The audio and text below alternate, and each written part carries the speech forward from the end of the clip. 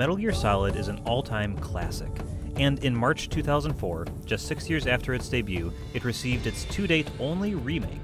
The game was a bit odd, being a GameCube exclusive and developed by one of the hottest studios at the time, Silicon Knights. The game came out a couple years after Metal Gear Solid 2 Sons of Liberty, and the general pitch for this game was that it was the original game's story and levels with the newer game's gameplay and visuals. The back of the box even said, "Same metal, new gear." I loved this game in 2004, and I generally consider the PS1 Metal Gear Solid to be one of my favorite games of all time, and the updated visuals made this feel like I was experiencing everything for the first time all over again.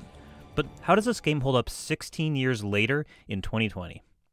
I think this is a decidedly mixed bag. The developers definitely delivered on some of the promise of making a version of this game with beautiful visuals and basically all the new gameplay elements from MGS2. To that end, the product is a joy to play most of the time. The visuals age better than the PS1's, and the gameplay is a bit odd, but it's odd in the way that all Metal Gear games are, and once you get used to them, the game controls quite well. But there are two main things that mar the experience for me. First is the new first-person view. The original game had a fixed overhead camera, which meant you had a limited field of view, and the gameplay was designed around this limitation. The new first-person view made it so that the player could see anywhere and shoot anything with far more ease than before. Everyone who talks about this game will reference the Revolver Ocelot fight as being fundamentally broken with this new control option, and I really can't argue the point.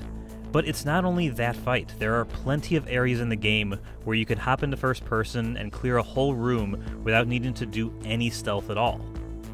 The first person mode in MGS2 didn't suffer from this problem because it was built into the game from the start, and the gameplay and levels were fundamentally designed around this experience. Hell, the first boss fight on the tanker in that game required you to use first person basically the entire time.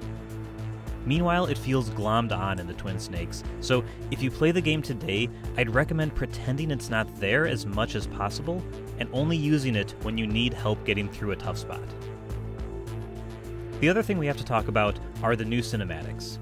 Reasonable people will disagree about how good they are, but I think we can all agree that these are very much a product of the time they were released. We were in the middle of the bullet time phenomenon, as well as a resurgence in Hong Kong action filmmaking, and both are clear inspirations on this new take on the game. Personally, I think a lot of the direction in the cinematics is actually pretty good. It's definitely overly showy, even in its best moments, but for the most part I found the story to be told quite well.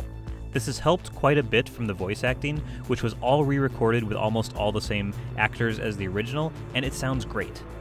But what is up with Snake? He's inexplicably the most nimble human being in the world, and he can jump 8 feet into the air if he needs to. Not only that, there are so many bullet time moments in this game where we watch a bullet travel in super slow-mo, or how about when Snake dodges a rocket by jumping off of it in midair and firing his own rocket back at a helicopter. It's just a lot to take in, and that rocket moment in particular will reasonably make a lot of people say that's when this game jumped the shark. A part of me loves the absurdity of it, but yeah, it's just too much. But for me, that's really where the negatives end. Like I mentioned already, the game looks quite good, and while it definitely feels like an older game, its visual style has aged better than some games from that time period. The voice acting is also a big win. There's a lot of talking in this game, and I think the actors all give great performances and do their roles justice. I think that there are some cringy lines of dialogue that carry over from the original game, and there are a few times the game breaks the fourth wall in ways that are just odd, but overall the audio package is top-notch.